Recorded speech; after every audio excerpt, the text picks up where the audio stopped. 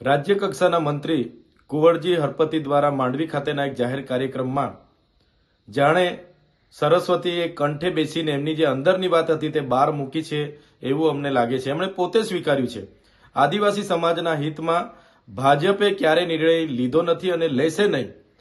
આ એમનું નિવેદન જ સૂચવે છે કે એમના અંદરની વાત હોટે આવી છે, હૃદયની વાત હોટે આવી ગઈ છે. ત્યારે એમણે પછી ફેરવી તોડ્યું છે કે આ એડિટિંગ કરેલું છે. તો એડિટિંગ કરી હોય તો સાયબર ક્રાઇમમાં તમે ફરિયાદ નોંધાવો, દૂધનું દૂધ અને પાણીનું પાણી થઈ જશે. એમણે બીજી વાત કીધી છે કે ચૈતર વસાવા આનંદ પટેલ વિધાનસભાના ગૃહમાં બોલતા નથી, ત્યારે એ સમગ્ર ગુજરાત જાણે છે અમે વિધાનસભામાં લોકહિતના કેવા કેવા પ્રશ્નો ઉઠાવ્યા છે. પણ સમગ્ર દેશની તમામ રાજ્યોની વિધાનસભા લાવી છે, લોકસભા રાજ્યસભા લાવી છે. ગુજરાત સરકારને ગુજરાત મોડલનો પોલ ખુલી જાય એનો ડર સતાવે છે. એટલે ગુજરાત વિધાનસભા લાઈવ ન હોવાના કારણે અમારા અંદરના બોલેલા પ્રશ્નો હોય કે અમારા વક્તવ્ય હોય બહાર આવી શકતા નથી.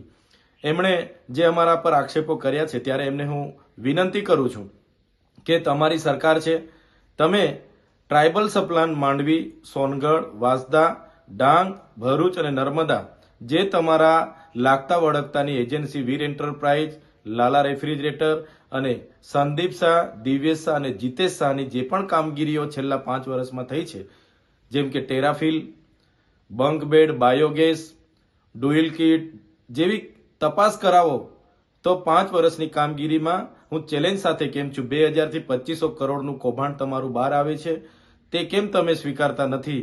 જેની તપાસ કરવામાં આવે તો ચોક્કસ આ કુંવરજીભાઈ હળપતિનું પાણીનું પાણી અને દૂધનું દૂધ થઈ જાય એવું છે.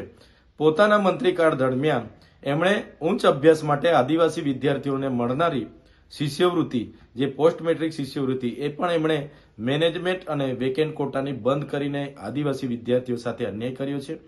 ચાલુ નાણાકીય વર્ષ 2024 અને 25 પૂરું થઈ ગયું છતાં એમણે 1495 કરોડ આજ દિન સુધી ફાળવ્યા નથી. 902 કરોડ એમણે વણ વપરાયેલા મૂક્યા છે, જે એમના મંત્રી કુબેરભાઈ ડિંડોરે વિધાનસભાના ગૃહમાં સૂચવ્યું છે. ત્યારે 2400 કરોડ રૂપિયા, 60% જેટલું બજેટ આજ દિન સુધી કેમ ફાળવવામાં નથી આવ્યું એનો કુંવરજીભાઈ ખુલાસો કરે અને કુબેરભાઈ ડિંડોરની દાહોદ ખાતેની એમના જે આગળ પાછળ ફરનારા મહેન્દ્ર અને સંજય પંચાલ એની કામગીરીની પણ તપાસ કરવામાં આવે તો આ બંને મંત્રીઓનું કરોડોનું કૌભાંડ બહાર આવે એવું છે.